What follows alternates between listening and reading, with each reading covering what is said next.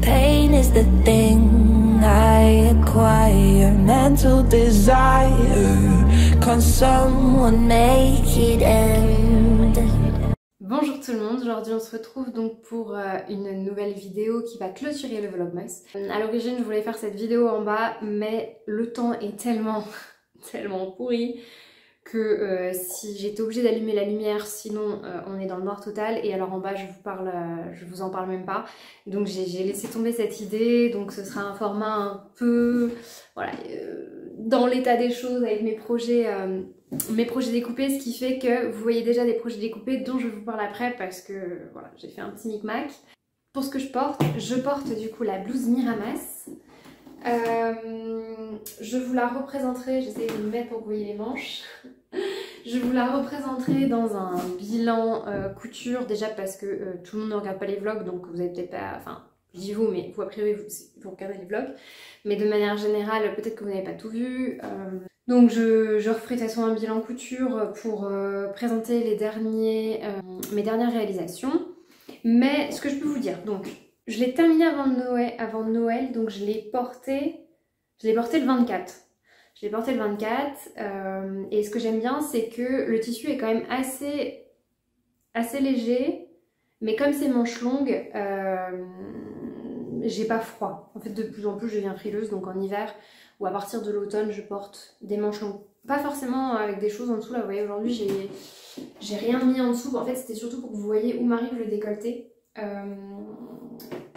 Vous voyez là c'est en gros le creux, vraiment le creux, la naissance de mes seins. Après j'ai pas non plus une poitrine très opulente, donc on voit pas forcément la naissance du décolleté. Je vous rappelle que cette blouse, mon principal problème c'était les emmanchures qui étaient trop hautes et qui du coup me gênaient dans mes mouvements, et j'avais l'impression que le dos était très serré et qu'à ce niveau là ça tirait. Alors c'est toujours le cas mais un peu moins. Ce que j'ai fait c'est que en fait quand j'ai cousu cette partie là, j'avais fait une couture de repère qui je pense est assimilée en fait à une couture de maintien. Parfois en fait quand vous voulez que votre tissu reste dans sa forme initiale et ne se déforme pas, on me dit parfois de faire une couture de soutien ou de maintien, je ne sais plus exactement le nom exact. Moi j'avais découvert ça avec les patrons McCalls. Par exemple pour la couture d'un col, ce qu'ils font c'est que si vous cousez votre col à 1 cm, en fait dès le début, quand vous faites la préparation de vos pièces, vous faites une couture à 1,5 et en fait ça maintient le corps, le col en place. Si vous voulez, je pense que c'est un peu l'équivalent de mettre du thermocollant pour éviter que l'encolure ne se déforme. Et donc j'ai tout enlevé. En fait quand je l'ai essayé, vu que j'étais pas à la fin de mon projet, j'avais encore des fils qui dépassaient, j'avais encore des coutures à certains endroits. Donc là j'ai vraiment tout enlevé et ça a permis en fait au tissu, je pense, de se déformer, de bouger un peu au gré de mes mouvements. Donc je suis un peu mieux, mais c'est vrai que les emmanchures restent demeurant assez hautes.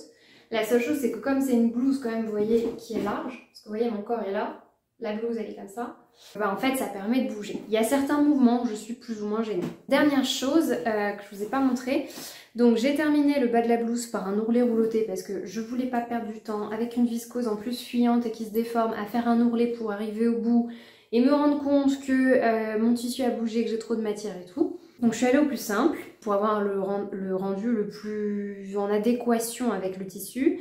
Et j'ai fait pareil pour les manches parce qu'en plus je trouvais ça plus joli. Après j'ai une machine donc avec ma surjeteuse on peut faire un ourlet rouloté.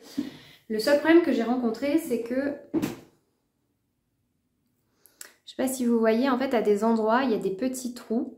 C'est que j'ai été obligée de mettre du tissu normal. En fait on vous dit que pour faire des ourlets roulotés vous pouvez mettre un fil mousse dans le truc du milieu là, celui du coin. Je sais plus à quel fil ça correspond, mais donc du coup le fil mousse a tendance à gonfler, à bien remplir tous les trous.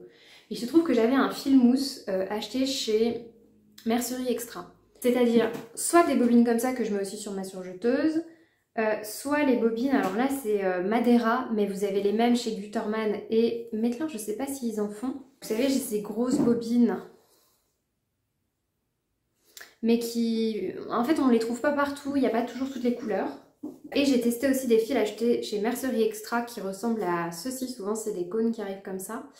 Donc j'ai du noir, j'ai du vert et j'ai aussi du noir en fil mousse, enfin version polyamide pour la lingerie. Alors vous n'allez pas voir, en fait celui-là se casse tout le temps. J'en avais un chez Gutterman ou Madeira, je sais plus, qui ne se cassait jamais, mais c'est vrai que en fait je trouve que les fils que j'achète sur Mercerie Extra, c'est très bien parce qu'il y a beaucoup de coloris, mais souvent ils ont tendance à se casser et ou à faire des peluches, ce que ne font pas les autres fils, notamment de Madeira. C'est surtout ceux-là que j'utilise. J'avais eu un coffret avec ma surjeteuse, j'avais eu ce coffret-là que vous trouvez chez Rascol, qui vaut clairement le coup. Comme je suis en inversé, je pense que vous avez donc... enfin là, vous voyez, je suis en selfie sur mon téléphone, donc je pense que vous voyez pas, les noms doivent être inversés, les noms de marque. Donc ce que je ferai, c'est que de toute façon, vous avez toutes les références normalement en barre d'infos. Voilà pour la blouse Miramas. La dernière chose, c'est que j'ai quand même fait une modification, c'est qu'au début, j'avais suivi les repères sur le patron pour mettre la coulisse et élastique.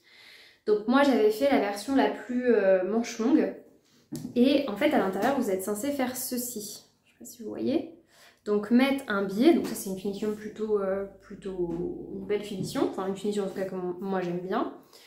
Qui évite d'avoir l'élastique qui gratte et d'avoir une couture ici en zigzag. Alors du coup ça veut dire que vous avez une couture de chaque côté puisque c'est là où vous avez cousu sur votre biais. J'ai pris un biais du commerce, un biais en coton, mais vous pouvez prendre un biais en viscose, mais je vous avoue que quand je l'ai faite, j'étais dans un état, je commençais à en avoir marre, je me suis dit je vais la finir, je vais la porter et je vais voir ce que j'en pense.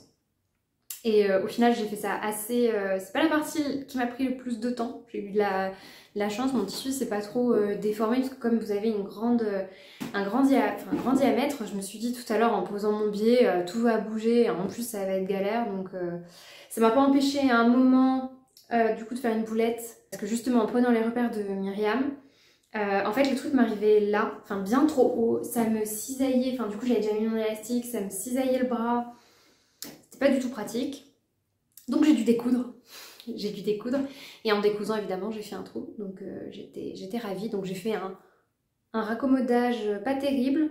Pour vous dire, cette blouse je pense que je vais essayer de la laver le moins possible, ou en tout cas de la laver à la main pour pas abîmer le tissu et tout, parce que ouais, je ne mise pas sur sa longévité, mais c'est vrai que j'aime bien quand même la porter, je l'ai déjà pas mal porté. Et donc pour vous donner une idée, en fait j'ai porté la blouse sur moi, j'ai mis fictivement un endroit, un chouchou pour voir où je me sentais le plus à l'aise, et je pense que j'ai dû mettre la première couture, donc le début du biais, à 5 cm. Après c'est très personnel, c'est en fonction de la longueur des bras, je ne sais pas combien mes bras mesurent, mais voilà, je pense que le plus simple c'est pas tant de vous fier aux repères que de voir sur vous où vous voulez les mettre un petit coup de crayon et ensuite... coudre en fonction. Je trouve quand même qu'il y a quelques pas d'imprécision en fait sur la finition. Parce qu'en fait vous cousez votre biais mais il ne faut pas coudre l'endroit où vous allez insérer votre élastique. Vous faites votre point zigzag et après il faut bien fermer la coulisse. Alors peut-être que j'ai pas bien lu là, je vous avoue que mais donc du coup j'ai refermé en faisant une couture dessus, mais vous voyez qu'ici, cette partie-là, elle est toujours libre. Donc je sais pas s'il faut que je fasse une couture dessus ou si je termine avec des points à la main, je sais pas trop. Pareil, coudre des coulisses sur un diamètre pareil x2. Moi franchement je faisais pas la maline sur la machine pour bien suivre les repères et me dire faut que j'ai la même largeur de coulisses, il faut que rien ne bouge. En plus sur votre machine vous n'avez pas forcément les repères, donc moi j'ai calé ça sur un repère fictif en me disant j'essaye de suivre à peu près le chemin pour faire quelque chose de symétrique, mais ouais, en fait c'est pas difficile en soi, c'est juste que c'est difficile parce que ça demande de la précision, de la minutie, mais je savais pas trop comment faire quoi. Donc alors pour mon programme couture à court terme, j'aimerais avoir quelques projets bien définis en tête que je pourrais faire quand j'aurai repris du coup les cours. Comme ça m'évite en fait d'être là à me dire bon qu'est-ce que je fais, à tourner en rond et du coup à pas optimiser mon temps parce que quand j'aurai repris les cours ça va être assez intense. J'ai pas mal de choses à préparer et donc j'aurai pas forcément l'espace disponible pour réfléchir à ce que j'ai envie de faire là maintenant tout de suite. Donc j'ai envie un peu de me dire bah voilà, dans les semaines qui viennent, voici les projets bien définis avec le tissu, c'est déjà découpé ou pas, ou en tout cas les patrons sont décalqués. Donc déjà, premièrement, j'ai acheté le Body Grace de Atelier Bernie, qui est un body magnifique qu'elle a sorti un petit peu avant Noël. Je pense que c'est un patron qui fera partie... Enfin, je dis juste ça, non. En fait, c'est un patron que j'ai acheté directement sur son site parce que sur Makerist, il n'est pas encore disponible. Il y avait une vente à 2 €, mais en fait, le patron n'apparaissait pas du tout sur le site. Donc, je l'ai acheté au prix de 10 € en PDF. Il y a 17 pages à imprimer, donc ça va assez vite. Et elle propose 2 options PDF. Le PDF bord à bord, donc vous n'avez pas à découper les bords de votre feuille A4. Typiquement, vous voyez, elles sont juste posées, posées les unes contre les autres. Et vous avez une option PDF avec bord, où là, ensuite, il faut découper. Je pense que l'option bord à bord est moins précise que l'option avec bord. Mais comme il n'y avait que 17 pages, j'ai bien fait, que les pièces sont bien délimitées, j'ai bien fait attention. J'ai eu quelques légers décalages, mais que j'ai rattrapé sur le patron. Mais voilà, c'est bon à savoir. En tout cas, elle propose les deux et vous avez également le patron à 0 si vous voulez le faire imprimer. Et je précise qu'il y a des calques, donc vous pouvez très bien choisir les tailles que vous voulez faire imprimer. Par exemple, moi sur mon patron, vu que j'ai un décalage entre le haut et le bas, j'ai fait un 38 en haut et j'ai élargi légèrement en 40 sur les hanches, mais pas en longueur, juste en largeur. Et vous voyez que vous pouvez, j'ai sélectionné juste le calque 38 et le calque 40. Ça c'est moi qui ai découpé, en découpant dans mon autre patron, j'avais pas vu qu'il y avait les trucs en dessous. Du coup j'ai découpé dedans, c'est pas très grave. Je voulais le commencer hier et en fait j'ai pas de tissu. Enfin, je veux dire, j'ai plein de tissus, mais pas de tissu jersey de viscose, ou alors j'ai plus les bons métrages, ou alors j'ai du jersey, mais c'est du jersey de coton en 3 mètres. Et même si c'est indiqué qu'on peut l'utiliser, moi je veux un drapé, je veux quelque chose de fluide. Donc j'ai pas envie de faire là pour le coup un projet pour du beurre, surtout que, en fait, entre un projet en jersey de coton et un jersey de viscose, ça sert à rien. C'est pas la peine de faire une toile à part pour s'habituer au montage parce qu'en fait le rendu sera pas du tout le même et souvent jersey de coton c'est plus rigide donc vous devez soit surtailler et pour jersey de viscose soit garder la bonne taille, sous-tailler, enfin. Donc en fait il vaudrait mieux que je fasse une toile dans le même type de tissu que mon tissu final. Donc j'avais pas exactement ça. J'ai retrouvé un tissu, alors je sais plus dans quoi je vous en avais parlé mais je crois que c'est dans ma vidéo mes erreurs, enfin l'erreur, est-ce que c'est une fatalité en couture? Et je vous disais que parfois il y a un peu l'imprévu du tissu où le tissu se comporte pas du tout comme on l'avait prévu et on peut pas trop le savoir. Et en fait, je vous avais parlé de ce tissu là. Alors moi je vous avais peut-être présenté la version beige que j'avais utilisé pour faire un t-shirt d'Irendo. Donc j'avais fait mon premier t-shirt d'Irendo dans un autre tissu. Ça s'était très bien passé, c'était donc le modèle givre. Et puis ensuite j'avais utilisé ma maille côtelée que j'avais acheté exprès. Donc j'avais acheté 3 mètres de kaki, 3 mètres de beige. Et je me suis rendu compte en faisant mon t-shirt d'Irendo, donc givre, que le tissu s'étendait, qu'il n'avait aucun retour. C'était une catastrophe. Donc je me retrouve avec un t-shirt informe. Vous avez qu'à aller voir sur la vidéo. Donc en attendant il me reste toujours ce tissu, donc je pense que je peux faire des choses en maille mais qui sont pas proches du corps, ça veut dire où typiquement des shorts, vous voyez, ou si ça s'évase un peu plus que prévu, bah c'est pas grave et au pire il y a un élastique à la taille qui resserre le tout. Donc je pense qu'avec ce tissu là, je vais faire un short pour dodo, enfin faire dodo en printemps-été, un t-shirt Jeanne de Ready to Sew dedans aussi. Et au début je me suis dit parce que le kaki a l'air moins moins problématique que le beige. Mais bon, au pire, je me suis dit, ça m'habituera à la gamme de montage et je verrai bien ce que ça donne. Mais c'est vrai que j'ai pas envie là, ouais, pour la fin de mes vacances, j'ai pas envie d'avoir des fails. Je veux dire, de commencer un projet en me disant que potentiellement il y a 50% de chances que ça rate. Parce que parfois il y a des projets qui ratent comme ça en cours de route et on prévoit pas la chose. Mais bon, donc du coup, j'étais pas trop sûre. Et là, je viens de repenser, hier en regardant mes tissus, en fait j'ai pas mal de tissus que j'ai achetés il y a un bout de temps, enfin genre dans mes débuts de couture. Donc soit des tissus maillot de bain, en fait c'est des tissus en polyamide, donc souvent ils sont parfaits pour les bodys, très extensibles. Alors même si moi j'aime pas trop les matières synthétiques, c'est vrai que j'ai tendance à dire je veux pas de polyester, rien du tout.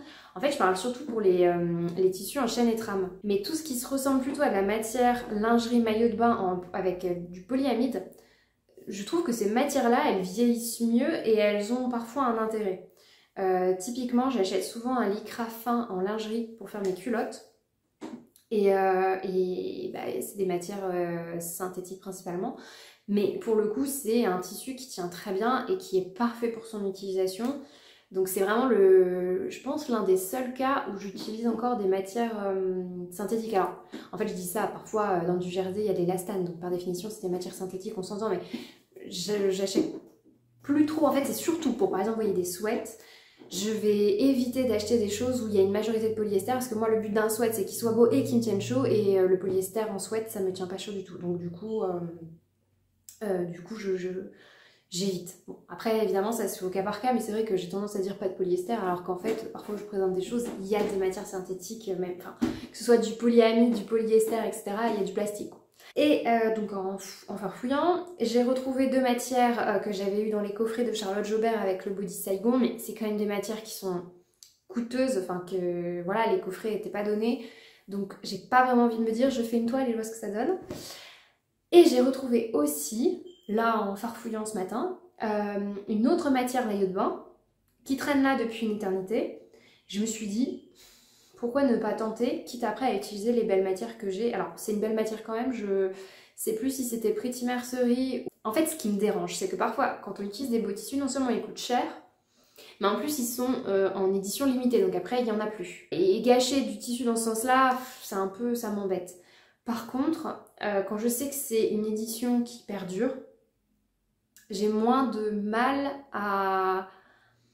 Enfin, j'accepte plus facilement de gâcher, c'est pas vraiment gâcher, mais d'utiliser le tissu. Et là, en l'occurrence, ce tissu chez Pretty Mercerie, je crois qu'il existe toujours, c'est une sorte de permanent, plus ou moins. En plus, ça tombe bien, j'ai oublié combien il coûtait, donc là, vous voyez, j'ai même pas la question du prix qui entre en jeu. Et en fait, je me dis, comme il dort depuis 2 ans, en fait, payer un tissu qui dort pendant 2, 3, 4, 5 ans, sous prétexte qu'il est beau, qu'il faut pas l'utiliser, au final, j'aurais mieux fait de pas l'acheter dans ce cas-là. Donc là, je vais vous le montrer, j'ai pas encore mis les pièces dessus pour voir si ça a passé dans mon coupon, parce que j'ai sorti tous mes jerseys de viscose et tout, bien sûr, rien ne passe, parce que c'est un body, il faut... En fait, dès qu'il y a des manches longues, tout de suite, souvent, il faut utiliser à peu près 1m50 et comme c'est un body, il faut la partie culotte. Après, on peut faire la partie culotte dans une autre... alors, j'allais dire dans un autre tissu, sauf que... Je vais vous montrer plutôt le schéma technique.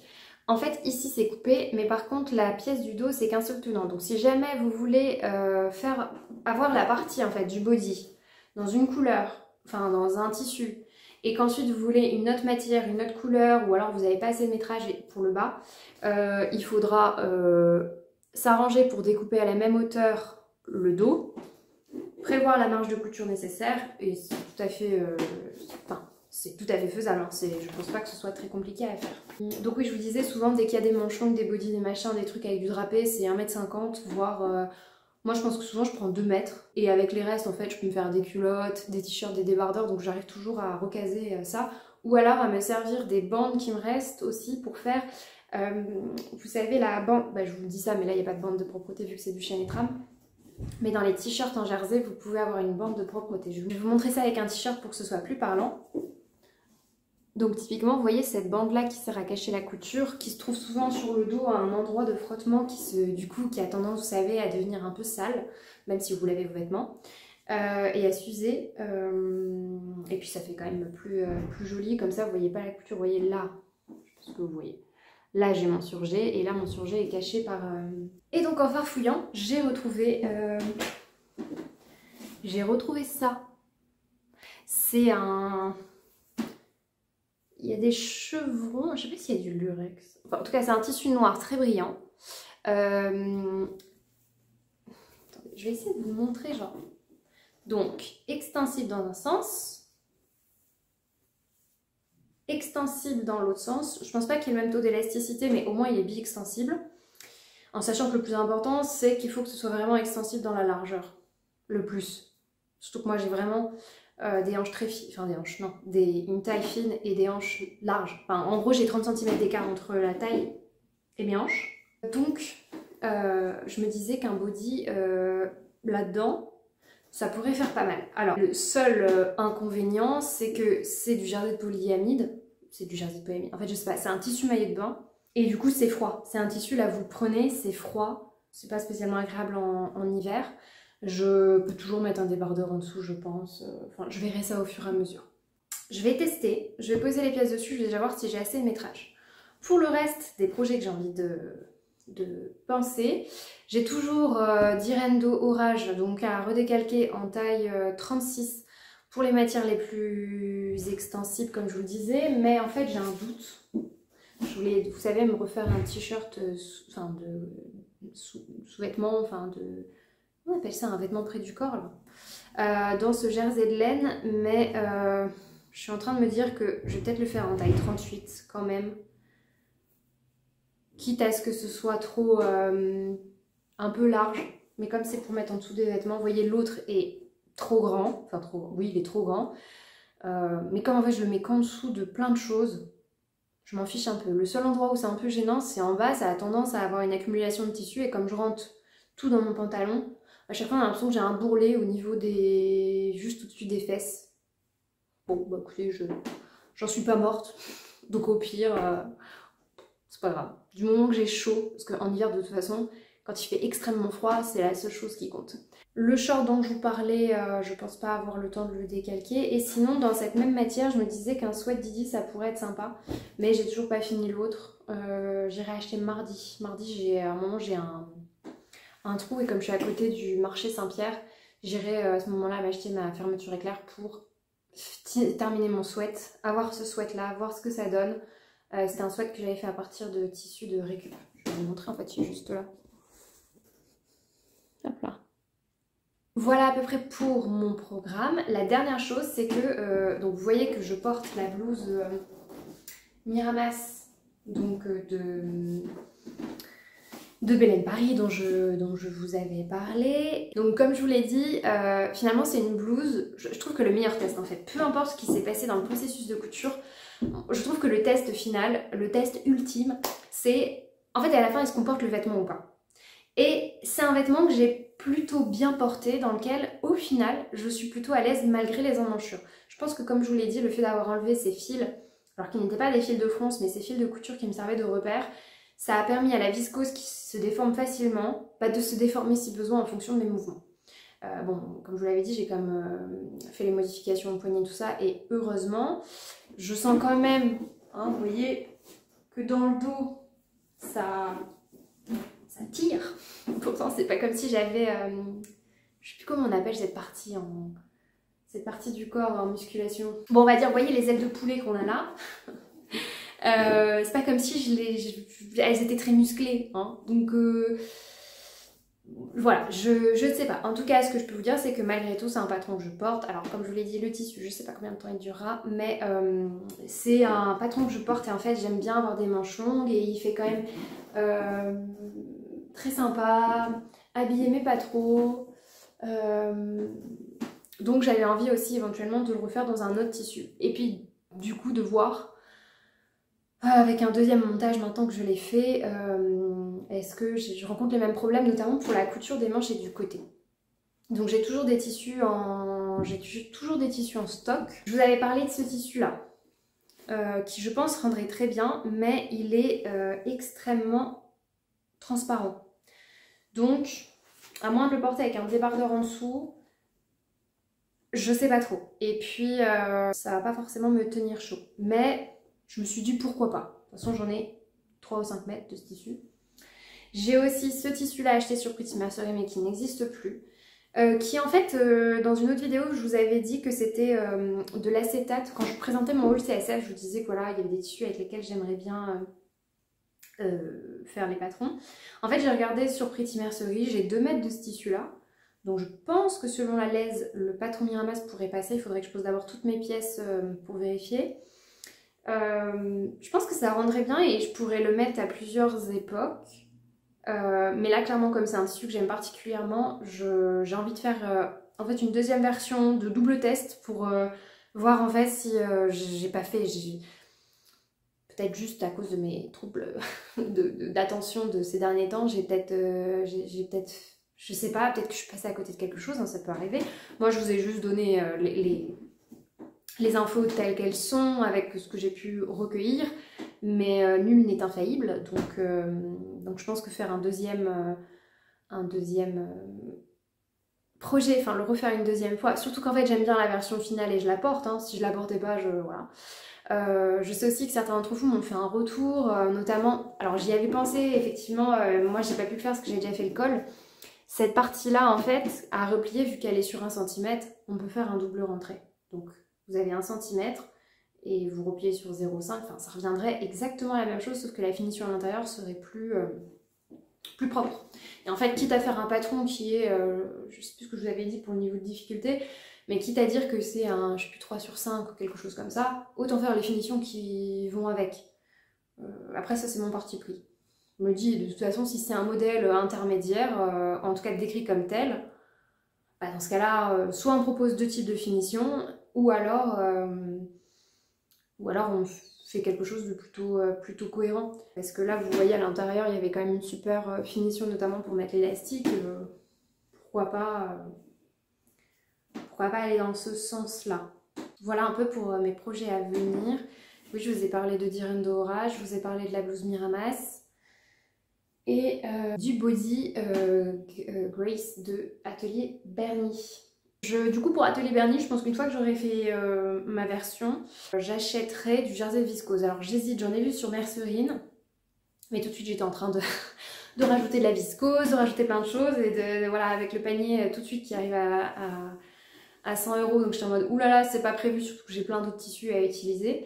Donc en fait mon idée à la base c'était de faire ça dans un jersey de Meat Milk dans la couleur Frog, qui est la couleur verte que j'utilise vous savez dans ma robe Saigon, vous avez vu dans le Vlogmas, que je représenterai dans un bilan si jamais vous êtes passé à côté, que j'ai utilisé aussi, vous savez, pour faire les débardeurs sans manches, là, un peu avec une encolure américaine, enfin c'est pas vraiment une encolure américaine, mais c'est une couleur vraiment vert pétante, un peu le vert qui est à la mode ces derniers temps, et c'est une couleur que j'adore, je trouve qu'elle me va bien, et donc en fait il décline le coloris dans plusieurs matières. Donc il y a un voile de viscose, il y a du tulle de viscose, non pardon c'est du tencel. Et ils font aussi un jersey de tencel, du coup c'est pas de la viscose mais c'est du tencel basique. Et donc j'avais envie de faire ce body là-dedans. Sauf que c'est du tissu à 28 €, donc clairement je vais pas me lancer tel quel dans le projet. Je vais d'abord faire une toile, pour le coup. Bah écoutez, je pense que j'ai fait le tour. Ce dernier vlogmas sera peut-être un peu long, il y aura partie couture. Là, plus tard, je vous présenterai cet après-midi dans mon salon, je vous présenterai un peu alors pas les cadeaux de Noël que j'ai reçus, mais j'ai reçu notamment un cadeau en rapport avec de la laine. Donc je vous présenterai ça et je vous parlerai des quelques patrons aussi que je me suis acheté ces derniers temps, aussi bien en couture qu'en tricot. Et voilà, vous avez vu patron Grace. Et j'en profiterai aussi pour vous dire les quelques patrons qui me font envie ces derniers temps, qui sont sortis, qui viennent de sortir ou que je viens de redécouvrir. Le découpage est terminé. Donc ici on a mon jersey 60% coton, 40% laine, dans lequel j'ai découpé le patron ouvrage finalement en taille 38. Et ici, on trouve le body d'Atelier Bernie, découpé dans une taille 38 avec un évasement vers le 40. Je pense que j'aurais pu faire entre un 40 et un 42 pour le body, mais comme je fais la version tanga, en fait il y a moins de volume. Quand vous faites un tanga, le bombé des fesses entre guillemets ne compte pas. Or moi en fait, découper une fesse en 4... En gros, c'est les 3/4 du bas où ça commence vraiment à être plus bombé et où la différence de taille se fait. Mais là, le tanga, étant donné qu'il n'est que sur le haut et il redescend, c'est pas la partie la plus bombée. Donc je suis restée du coup sur un 40. Je verrai bien de toute façon avec le montage si c'est un bon choix. Et j'ai oublié de préciser, je ne fais pas la fermeture parce qu'en fait j'ai rien pour le faire. Du coup vous avez dû voir, je vous ai présenté donc ma blouse Miramas, vous avez dû voir aussi que j'avais réussi à découper donc le body Grace et le patron d'Irendo, et je voulais terminer cette vidéo avec un cadeau que j'ai reçu à Noël qui est en accord avec les loisirs créatifs. En tout cas ceux que moi je vous présente, j'ai juste changé, alors désolée vous voyez mon bordel. Revenons à mon cadeau, donc mon amoureux qui me connaît tellement bien puisque je le saoule en fait constamment avec la couture, le tricot, enfin tout ce qui me passe. Dès que j'ai une obsession je radote et donc je le saoule avec. Et j'avais mis notamment un kit d'Annie Blatt qui me fait de l'œil depuis... En fait, le pull en question, parce que c'est un pull qui me fait envie dès sa sortie, mais je sais pas si vous vous rappelez, j'en avais parlé un petit peu, Annie Blatt, ils ont sorti maintenant une gamme prêt-à-porter et une gamme kit. Mais c'est vraiment plus axé, je trouve, mode. Ça, je pense que je vous l'avais pas dit, mais en fait, je vous avais reparlé de la marque. Si vous tricotez, c'est une marque dont vous avez certainement entendu parler parce que c'est une marque qui date en gros de nos grands-mères. Donc moi, ma grand-mère tricotait du Annie Blatt, enfin, je pense, en tout cas, c'est son époque. Ma mère en a tricoté beaucoup quand elle était jeune. Et il y a quelques années, donc l'entreprise a fait faillite et elle a été rachetée, relancée. Mais là, il y a vraiment deux volets. Vous avez les pulls déjà faits, donc à acheter en prêt-à-porter, et vous avez les kits associés. Il n'y a pas les catalogues et les nouveaux modèles qui sont sortis ne sortent pas sous forme de catalogue. Je ne sais pas si ça viendra, mais je n'ai pas l'impression que ce soit la ligne directrice de la marque. Ce que je peux dire, c'est que moi en tant que consommatrice et un petit peu observatrice observatrice, ça fait très... Mais ce que je veux dire, c'est que comme je baigne à la fois dans le milieu du prêt-à-porter, enfin je baigne dans le milieu du prêt-à-porter, non, j'aime bien le prêt-à-porter, donc même si j'achète pas beaucoup de vêtements, je regarde souvent les collections qui sortent chez des marques comme Sandro, Mage, ne serait-ce que pour m'en inspirer, ou simplement pour regarder ce qui se fait. Et je baigne aussi dans le milieu de la couture et du tricot. Donc j'ai un peu les deux perspectives. C'est pas forcément du tout le même, d'ailleurs le même public. Et j'ai vraiment l'impression qu'Annie Blatt en fait vise beaucoup plus le public du prêt-à-porter. C'est une stratégie comme une autre. Dans leur choix de communication sur les réseaux sociaux et à travers un mini documentaire qui était passé sur France 3, enfin dans les, vous savez, les infos, voilà, ils font appel à des influenceuses. Leur but c'est vraiment de cibler sur ce type de public. Et le public en fait du tricot, du DIY est moins ciblé. J'en connais pas forcément la raison, peut-être que c'est moins rentable parce que c'est sûr que les pulls du prêt-à-porter ils se vendent genre 300 € et quelques. Donc c'est autre chose qu'un kit tricot qui vaut 150 € environ, ce qui reste quand même une somme. Quand je dis 150 €, c'est surtout pour les pulls où il y a plein de couleurs, etc. Il y a tous les prix hein, sur Annie Blatt, mais en fait vous ne pouvez pas juste prendre le patron et faire ça avec d'autres laines. Leur idée c'est que les patrons ont été conçus avec les laines Annie Blatt. Ça veut dire qu'il y a d'abord les laines Annie Blatt et avec ces laines, ils décident de concevoir des modèles. Voilà, c'est comme ça qu'ils conçoivent leurs coffrets. Vous connaissez un peu mon avis sur les coffrets. La seule chose que je rajouterais, c'est que chez Annie Blatt, ça me choque moins, dans le sens où les matières, en fait, sont la source d'inspiration des modèles. Ou en tout cas, les deux sont pensés ensemble. Donc ça me choque moins que de créer des coffrets avec des tissus en édition limitée, parce que les modèles n'ont pas été conçus forcément pour ces matières spécifiquement. Là, si. Et puis, ça a toujours été en fait dans l'univers d'Annie Blatt. Avant, on pouvait non seulement avoir les catalogues, donc ça, moi je trouvais ça bien, mais vous achetiez les catalogues et ensuite on vous recommandait en fait les laines d'Annie Blatt et juste les laines d'Annie Blatt. On vous disait pas que vous pouviez prendre d'autres laines. Vous pouviez le faire, mais c'était pas une marque qui l'avait pensé comme ça. Donc ça, après, c'est un choix. Et je vous disais donc que Annie Blatt se rapprochait plus du prêt-à-porter. Ce qui me le fait dire, c'est que Moi j'ai vu la fiche tricot du patron et j'ai vu les tailles. Donc en fait en termes de taille, ils sont restés très à l'ancienne. Et je crois que là, pour le coup, ils sont très en retard sur l'univers tricot, notamment à travers les patrons à Ravelry. Il y a 4 tailles.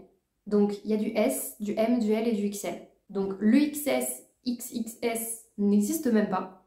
Alors que quand même en prêt-à-porter, il y a quand même pas mal de filles souvent qui font, enfin la cible, c'est quand même quand on voit les mannequins, des nanas qui font 1m70, qui font du 32 tout 34, 36.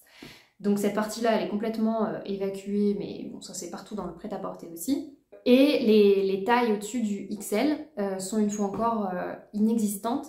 Et là, je trouve qu'on sent que c'est... Alors, ce que je veux dire, c'est peut-être un peu péjoratif, mais je trouve que c'est une... Pour moi, c'est la trace d'une ancienne génération. Parce que quelqu'un qui reprend une marque comme ça, quelqu'un qui baignerait dans l'univers du tricot depuis longtemps, ou en tout cas l'univers du tricot tel qu'il est aujourd'hui, tel qu'il a évolué, on ne peut pas faire l'impasse sur l'évolution des tailles. Et quand je vois certains modèles hyper précis, hyper pointilleux, très techniques, bah, vous voyez par exemple là le ferry bouquet que je suis en train de faire, ferry bouquet, je sais toujours pas comment on dit, je sais plus combien il y a de tailles, mais c'est un patron inclusif, c'est un patron où il y a un souci du détail, même sur des... Enfin, vous voyez moi qui suis très pointilleuse, même là je me suis dit... Waouh, ça va loin quoi. Donc, et là je me suis dit ok, c'est une marque reprise par une ancienne génération, des gens je pense qui ont je sais pas dans la quarantaine et qui je suis pas sûre que ce soit des gens qui aient tricoté, enfin vous voyez c'est pas des tricoteuses comme nous on l'est aujourd'hui. Je sais, c'est pas très clair, mais ce que je veux dire c'est que si j'avais repris Annie Blatt, je pense que dans la manière de présenter la fiche tricot et le choix des tailles, etc., j'aurais pas forcément fait les mêmes choix en tout point. Et c'est ça qui me fait dire qu'ils sont plus axés prêt-à-porter, en tout cas, que monde du tricot. Parce qu'en fait, la manière dont ils vendent leur kit tricot, c'est comme si je me sentais pas visée par ces kits-là. Je sais pas si vous arrivez à saisir ce que j'essaye de dire, parce que j'arrive pas à exprimer mes idées comme je le souhaiterais, mais je vais vous donner un exemple. Si vous avez l'habitude de tricoter, déjà aujourd'hui il y a quand même beaucoup de patrons qui sont inclusifs. Alors inclusif ça veut pas dire faire des tailles pour faire des tailles, proposer 15 tailles pour proposer 15 tailles.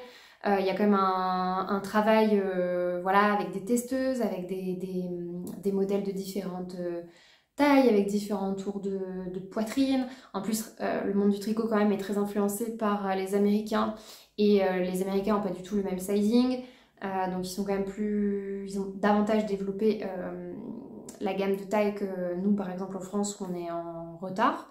Mais même dans l'évolution, aujourd'hui nous on parle de tricot circulaire, quand vous montez des mailles, quand vous faites des augmentations, des diminutions, il y a quand même beaucoup de choses qui se font pour avoir des augmentations inclinées à gauche, à droite, enfin, il y a quand même plein de choses qui n'existaient pas, je trouve, avant. Je ne vais pas dire qu'il y a eu une révolution du tricot, mais il y a eu quand même un virage un peu de prix, et ça se ressent aussi dans les explications. Donc là, je vais vous donner mon avis des kits. Alors, je n'ai pas tricoté, mais j'ai regardé donc attentivement la fiche tricot et donc je vais pouvoir vous dire si oui ou non, enfin, ce que je vais vous dire, ça vous permettra vous de savoir si ça s'adresse à vous ou pas. Premièrement, donc moi j'ai pris le kit Gloria.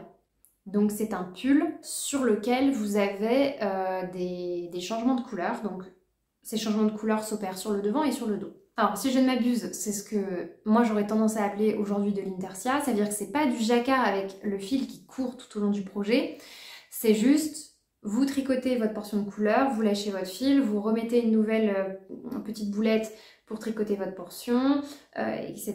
Et ensuite vous le faites donc en aller-retour. Aujourd'hui sur tous les modèles, dès qu'il y a des techniques, etc., elles sont au moins mentionnées. Souvent on précise aussi les types de techniques plus précises, pas toujours, hein, mais qui vont être utilisées. Donc par exemple des jetés, des augmentations, des diminutions et lesquelles il va y avoir. Donc ça c'est une première chose. La deuxième chose c'est que le modèle se fait en aller-retour. Donc moi au début je me suis dit oh non, ça c'est à l'ancienne. En faisant mes petites recherches, il se trouve que l'intersia peut être tricoté en rond, mais en fait vous serez obligé à un moment ou à un autre, pour des questions de fil, de tricoter à l'envers, enfin faire des mailles envers.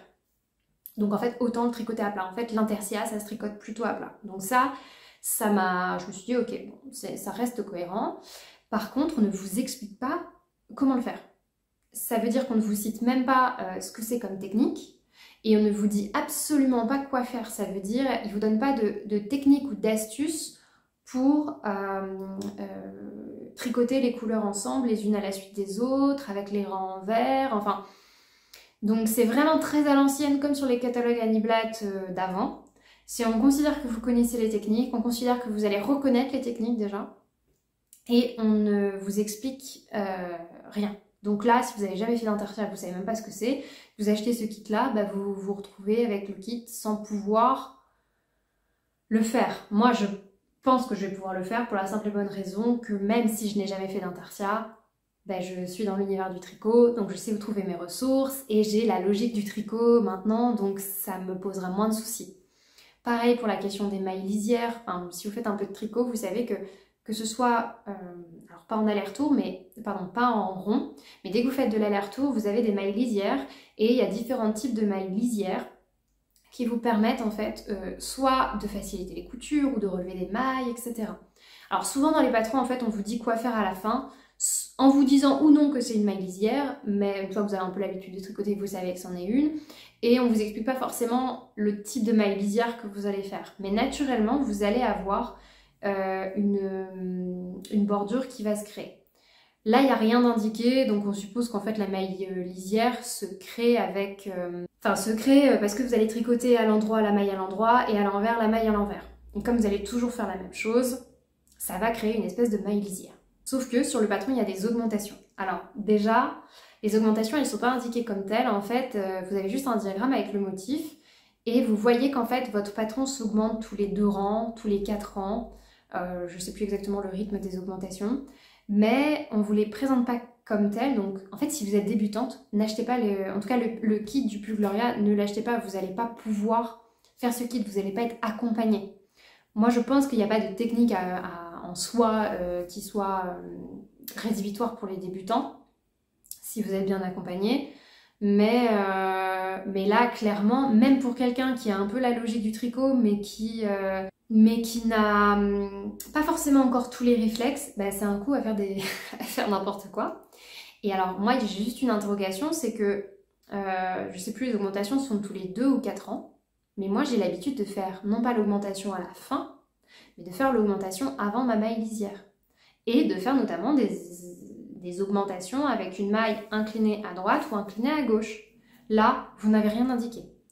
Donc du coup, il va falloir que je réfléchisse à quel moment je fais mon augmentation, que je la place avant la maille lisière, et surtout que en fonction de comment je tricote le projet, que je me dise, parce que souvent les augmentations, je les fais sur les rangs en droit, il va falloir que je me dise, ok, j'arrive avec le projet face à moi, ce sera la gauche, mais ça correspondra à ma droite, si on met le projet sur moi. Il faudra que je fasse une augmentation soit inclinée à gauche, soit inclinée à droite.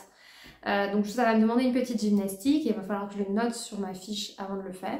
C'est ça qui me fait dire que c'est un peu à l'ancienne. Je vous avoue, pour les manches, je me demande si on pourrait pas les tricoter en rond. En tout cas, pareil pour ce qui est du col et des poignées de manches. Moi, vous voyez, je vais attendre d'avoir fait les pulls, d'avoir fait les coutures, et ensuite je vais remonter en rond pour faire les poignets et le col. Si je devais résumer, je trouve qu'Annie Blatt est restée dans la lignée de ce qui était fait avant chez eux. C'est très à l'ancienne, non seulement avec le choix de taille, en termes d'explication. Je trouve ça dommage qu'il n'ait pas pris un peu le virage de l'univers tricot du monde moderne, parce qu'aujourd'hui vous avez des modèles tout aussi beaux, plus accessibles en termes de taille, en termes de langue, en termes de laine. Et donc j'ai tendance à considérer, si je devais choisir 2 choses à vous recommander, je vous recommanderais plutôt d'aller sur Ravelry plutôt que d'acheter un kit chez Annie Blatt. Ce qui est un peu dommage parce qu'Annie Blatt c'est une marque française et moi je suis un peu genre en mode made in France, tout ça. Forcément quand il y a des marques, des choses qu'on fait en France, j'aime bien les valoriser. Je suis contente que cette marque ait reprise, mais je suis un peu déçue que ce ne soit pas à la portée de tous, ou en tout cas que ça n'ait pas été rendu comme tel. Je vais quand même vous montrer les laines. Donc moi j'ai choisi le modèle noir et doré. Donc il est fait à base de la laine principale, donc c'est du noir, c'est un mélange angora et mérinos. Et à propos de Langora, donc normalement ils ont une certification sur leur site. Alors peut-être pas une certification, mais en tout cas un engagement pris avec des éleveurs français. Donc normalement, si on suit ce qu'ils disent, il n'y a absolument pas de maltraitance animale. Les lapins muent naturellement tous les ans. Les poils sont récoltés parce qu'on les brosse, du coup, pour leur enlever les petits poils. Mais il n'y a pas de souffrance animale en leur arrachant les poils ou quoi que ce soit, comme ça pouvait être fait ou comme ça peut être encore fait, je pense, dans certains endroits. Donc, nous avons cette belle laine velue. Assez épaisse. Je pense que c'est une laine qui se tricote. Qu'est-ce qu'ils mettent 3,5 3,5 4. Donc ça c'est le noir. Et ensuite vous avez un jeu de couleurs avec alors des matières plus synthétiques. J'ai tendance à vous dire ah bah le synthétique. Là c'est vrai que j'avais absolument pas pensé que des fils en fait un peu en mode décoratif, brillant, etc. Ça se fait pas dans le naturel, hein. Donc ensuite vous avez une association de couleurs. Alors déjà il y a toujours l'angora mais dans le coloris d'une. C'est ça. Vous avez la précieuse qui est coton viscose polyester. Vous voyez pas bien la couleur qui est un peu chinée. Voilà, ça fait un peu ça. Je suis désolée, entre la luminosité, tout ça, et le fait qu'il fasse pourri, je fais du mieux possible. Vous avez ensuite un espèce de fil lurex polyester nylon doré. Et ensuite vous avez leur fameux fil donc en deux coloris, donc noir et naturel, qui est cette espèce de... on voit pas bien. Qui a un espèce de fil... je sais pas si vous voyez, il y a des petits reliefs dessus. En fait on dirait un ruban sans que ce soit un ruban et c'est à base de... polyamide. Dans tous les cas, c'est quand même un kit qui me fait très plaisir. J'ai hâte de le tricoter. Ça va me faire très... Enfin, ça m'a fait très plaisir parce que c'est quelque chose qui était dans ma wishlist depuis longtemps. Vous n'hésitez pas en barre d'infos. Non, n'hésitez pas en commentaire à partager si vous avez acheté des kits Blatt, d'autres kits que le modèle Gloria, à nous dire s'il y a des modèles qui se tricotent en circulaire, si... Enfin, nous partager un peu les infos parce que c'est vrai que sur le site, en fait, il faut acheter pour savoir. Sauf que acheter, ça veut dire acheter un kit. Et acheter un kit, c'est entre 80 et 150 €. En tout cas pour les tailles S, donc c'est quand même pas donné. C'est pour ça que je vous partage les infos. Moi, ça va pas m'empêcher en soi, enfin comment dire, ce que je vous ai dit sur leur fiche tricot, ça va pas m'empêcher en soi d'acheter d'autres kits chez eux s'ils me plaisent. Mais je me suis dit que pour une première approche, c'était quand même... sympa de partager les infos parce que je les ai pas trouvées sur YouTube. Pour vous dire, quand j'ai contacté leur marque, en fait, c'est pareil, moi je me suis dit, mais pourquoi vous vous adressez pas à des tricoteuses? Enfin, pour vous faire des retours ou alors simplement pour diffuser un peu vos produits pour qu'on en sache un peu plus et qu'on achète en connaissance de cause. Parce que là, vous voyez, c'est parce qu'on me l'a offert et j'en suis ravie. Mais je me mets à ma place il y a 2 ans. Si j'avais acheté ce kit-là et que j'avais pas les connaissances, j'aurais eu un peu le... Ouais, j'aurais pas été hyper satisfaite, quoi. Donc voilà pour Annie Blatt. Donc je pense que ce pull, vous le reverrez prochainement. Il y avait un autre coloris dans les bleus, un peu genre en mode années 80 et tout. C'est un peu trop marqué, j'avoue que j'ai pas trop assumé, donc donc c'est pour ça que j'avais mis le noir et le doré, parce que je sais que ça passe, c'est un peu plus passe-partout. Dernière chose avant de se quitter, donc déjà ça sera une super longue vidéo pour la clôture du Vlogmas, mais en fait j'avais plein de choses à vous dire vu que j'ai même pas pu mettre en fait le 24 décembre, enfin le jour 24, j'avais filmé le 23. Je sais pas si je vais poster ce vlog parce que c'est vrai qu'il y a un petit côté pré-réveillon, sauf que là on est post-réveillon et je pense même que ça va arriver après les fêtes, donc je suis pas sûre que ça ait un intérêt. Je préfère revenir plutôt en vidéo avec objectif bilan, je vous dis ça, mais je n'ai absolument pas réfléchi à la vidéo. J'ai aussi bilan couture à faire, donc voilà. Pour clôturer le Vlogmas du coup, je vous avais dit que j'avais envie d'organiser alors pas un concours en soi, mais simplement de faire une diffusion de bonne humeur et de partage. Donc ce que je vous propose, on va faire simple, on va tout mettre en bas de cette vidéo-ci parce que au début je m'étais dit oh je piocherai dans une vidéo pif, enfin je suis pas sûre de faire ça. Mais donc je vous propose de remporter, de gagner 2 patrons.